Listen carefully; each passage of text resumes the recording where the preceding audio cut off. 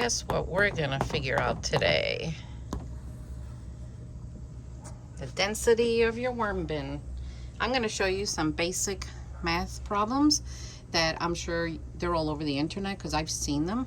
But then I'm gonna talk to you about I don't think I've ever told you guys this. I took a course for professional worm farmers, and it gives you a lot more details on how many worms, you know, condition of the bin, and basically how to grow your worms to the capacity of those farms that you see on YouTube that are massive and they have these giant windrows. Yeah, I took a course, and because I downloaded it, you know, I purchased it, I can rewatch it over and over, and I'm telling you, every time I watch it, I learn something new.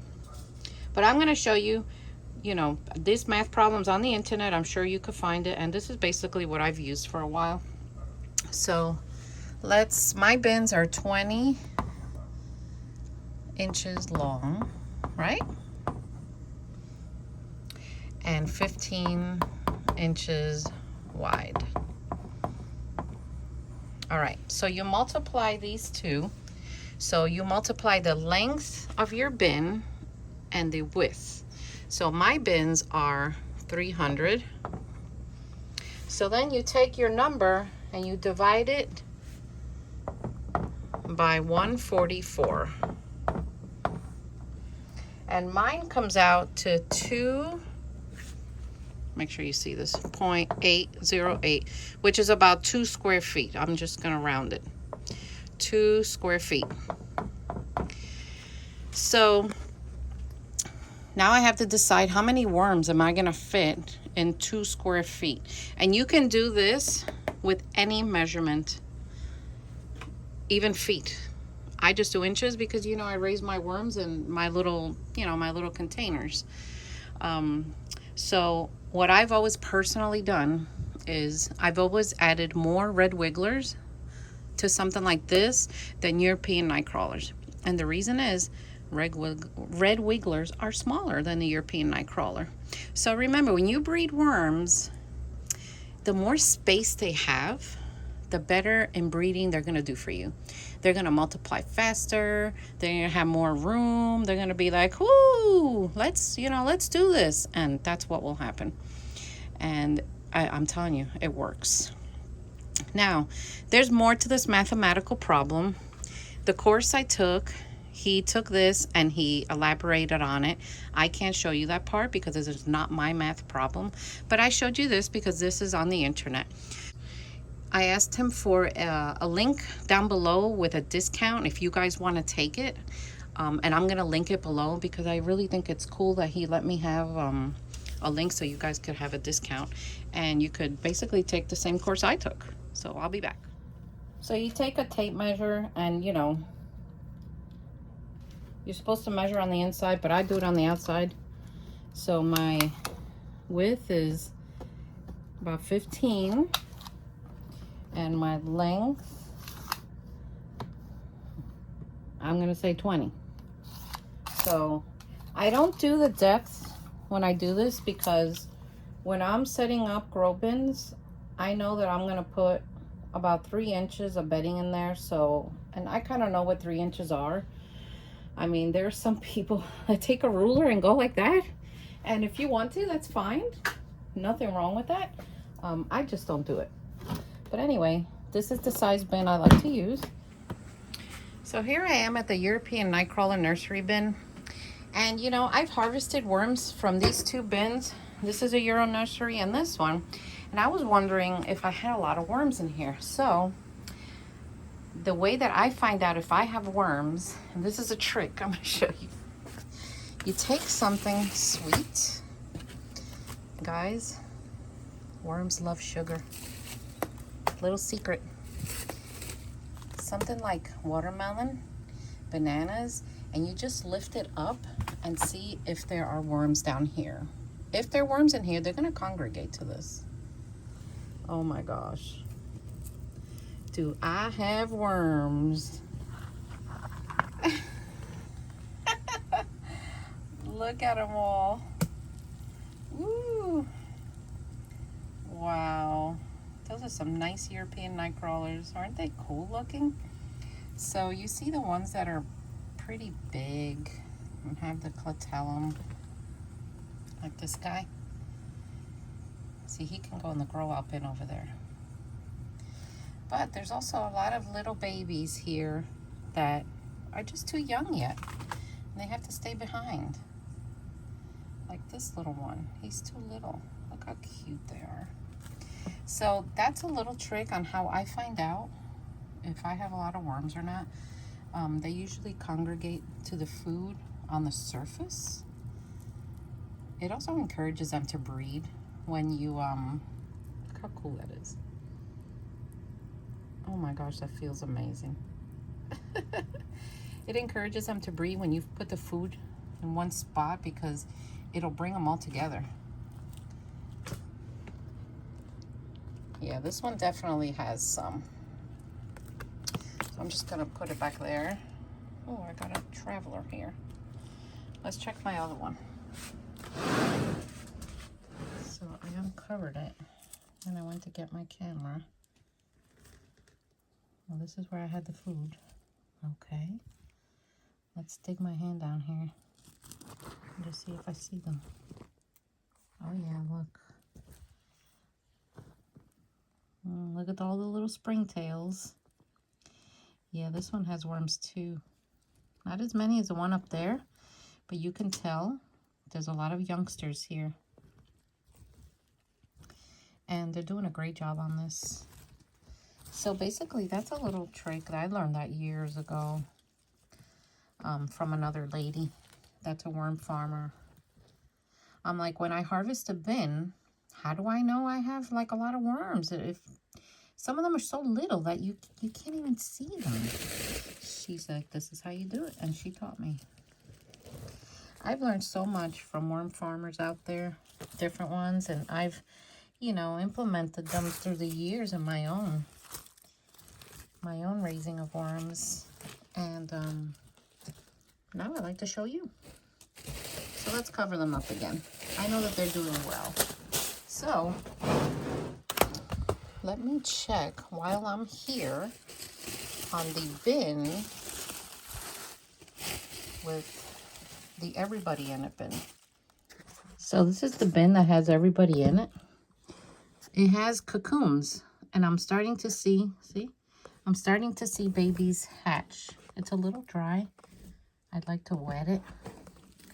But look, you see? The babies are starting to hatch, which is a really good sign. This just needs to be wet. It's moist underneath, but I like it to be more wet. Yeah, the cocoons are starting to hatch here. So I just give them watermelon just to help them out. Sometimes I'll give them a piece of apple. So I'll come in here with my sprayer and spray this down. And the reason I didn't wash my hands in between is because that bin has cocoons of European night crawlers, African night crawlers, and red wigglers, and swamp worms. So everyone's involved. But they're the last ones I use. So I'm going to see if I can link that course down below so you guys could get it. So this is the red wiggler nursery. See, it's a big nursery. And I do have a lot of springtails in this one. Look at all the springtails. And they're part of the composting world too. I mean, they won't hurt your worms. They won't hurt anything. I've never seen them leave a bin or do anything like that. And the minute you start letting the bin dry out a little bit, they disappear. So I gave these red wigglers scraps also. So let's dig in here and see. Wow. Look at them all. Oh, I wonder if there's a lot down here. I love putting stuff like this down and then finding like a massive amount of worms. But again, oh wow.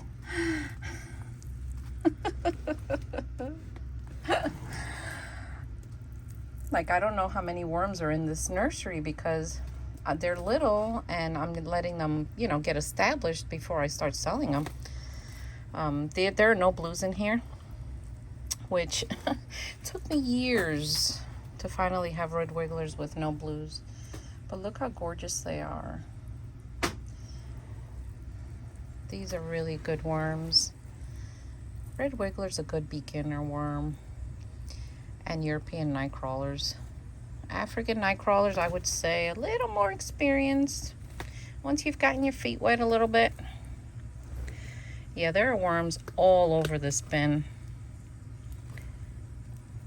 And there are big ones too. They're a nice size worm for a red wiggler. I mean, they're, of all the worms, these and the swamp worms are the little guys. But don't be fooled. They have an appetite like you will not believe. Especially once they get established and used to their environment and used to their home. Oh yeah. They're really enjoying this watermelon. Yeah, they are. So I'm just going to go like this. And I'm going to put it right back so they can enjoy it. Tomorrow is Saturday. I have to work. But Sunday, I'm going to start the series on the worm towers. Basic, beginner. We're going to go back to the basics of vermicomposting, vermiculture. I'm going to show you how I started 20 years ago. And it's never failed me, guys. I've raised worms in all types of towers. But I started with the red wiggler in a worm factory. The Worm Factory 360 didn't exist yet. And I have the gusanito now. I have the frog one. I have a Worm Factory 360. I got the other one. So yeah, I have a lot of towers. And I know they're expensive. You don't have to buy one. I just like spending the money on them because I just like them. That's my thing. This is that avocado thing that was growing.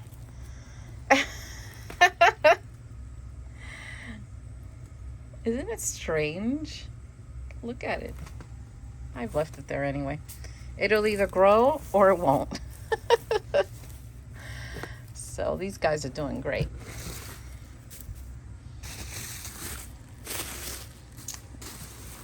All right. So this is a red wiggler grow up bin. I set this one up yesterday. As you can see, I like to keep this very moist because they like it moist. They just do. And look at them all at the surface. I put the food down the middle. I have always fed like that because I feel it brings the worms in to the middle to eat, and then they're gonna find each other. So I don't disturb these worms, but for you guys, I'm gonna disturb them just so you could see them. So see, I only got about 3 inches of bedding in here, and look at them. They're doing great.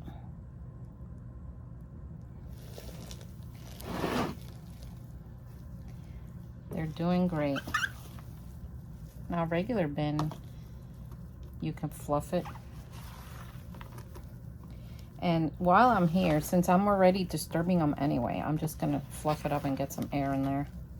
I don't sense any problems in here. As a matter of fact, I think they're doing great. I see cocoons already. And I set this one up. It's important to date your August 6th. It's important to date your bins because you will forget. You will, absolutely, you'll forget. So they're doing good. So guys, go do your math problem. Figure out the length and the width of your bin. Multiply that, divide it by 144, and you're gonna get your square footage. And if you want more details of the things I learned to be a professional worm farmer, I'm gonna do my best to put that link below. It's a course. Now it's about, I don't know how many pages, I forget. And it has little videos in between. And what I like about it is that down below, you can ask questions and the instructor will answer you. And there's also a Facebook group for the people that take the course. And I know there are major professional worm farmers out there. And I've talked to all of them, and you'll be able to also. So the course is more in depth than what I show you. I have learned new things even after all the years I've been doing this. And I'm really glad that I even found it. You know Emily, the crazy worm lady? I know you guys know who she is. She's all over YouTube. She took the course, and she has some videos in there. So anyway, the owner's name is Larry. He started worm composting in the 80s, and he did it professionally for a long time in between college and life. And yeah, he has a lot of little tricks up his sleeve. So, and he's willing to share, and I think that's pretty awesome. So I'll link it down below, and then I'll see you next time. Tomorrow we start the series on basic vermicomposting, vermiculture. See you next time, guys.